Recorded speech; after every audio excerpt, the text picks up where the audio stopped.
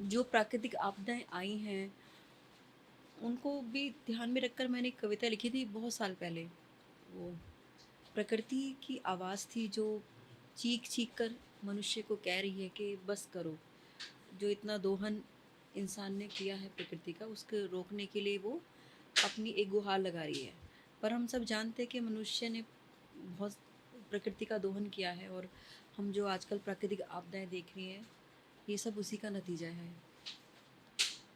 मैंने प्रकृति के लिए एक कविता लिखी थी, जिसमें उन्होंने एक चेतावनी देते हुए बोल रही हैं कविता मनुष्य को दे रही हूँ मौका।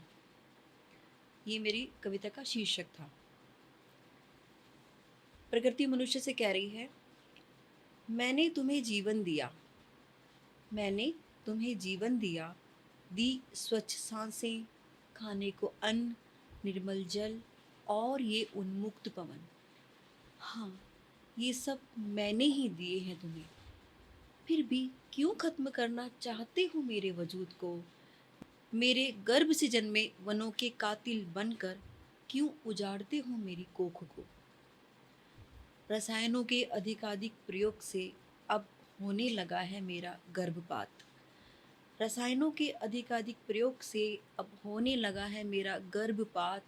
मैं नहीं पैदा कर पाती अब उतना जितना ज़रूरी है तुम सबके पोषण के लिए। मैं नहीं पैदा कर पाती अब उतना जितना ज़रूरी है तुम सबके पोषण के लिए।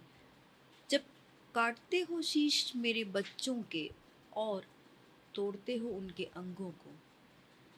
जब काटते हो शीश मेरे बच्चों के और तोड़ते हो उनके अंगों को, तो चीत्कार उठता है दिल मेरा भी। मैं मौन रहकर सहती हूँ उस असहनीय पीड़ा को, मगर तड़पता है दिल मेरा भी।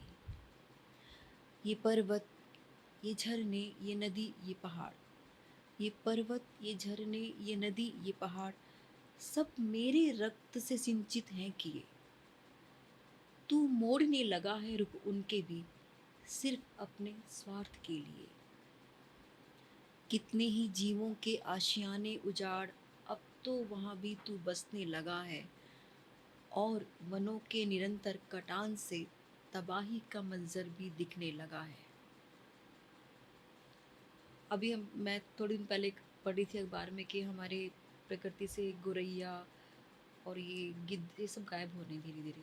तो बिटिया गौरैया और गिद्ध भैया, बिटिया गौरैया और गिद्ध भैया मेरे आंचल में पलकर हुए थे बड़े। खा गई तेरी अतृप्त लालसाएं उन्हें भी, ढूंढूं कहाँ कहाँ मैं उन्हें। मेरे मौन में छिपी अभिव्यंजना को समझ, हे मानव मेरे मौन में छिपी अभिव्यंजना को समझ। ये सूखा, ये बाढ़, ये ग्लोबल वार्मिंग संकेत है तेरे भावी विनाश के। दे रही हूँ मौका, संभल जा ए मानव, वरना मेरे कहर की सुनामी में एक दिन बह जाओगे पत्तों से ताश के।